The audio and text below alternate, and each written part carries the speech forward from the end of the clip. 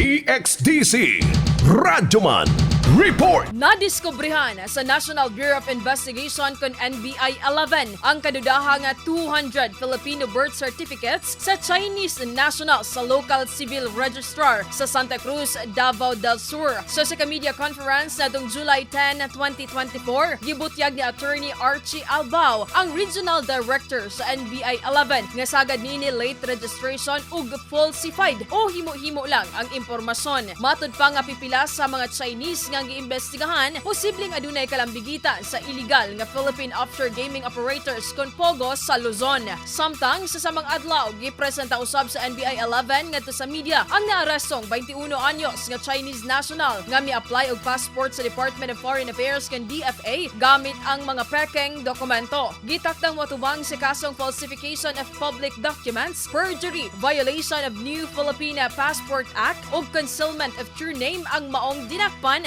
samtang padayon ang investigasyon ngadto sa ubang Chinese nationals. Kasama mo sa balita og serbisyo publiko. RadyoMaN Ivy Parido, Tatak, RadyoMaN.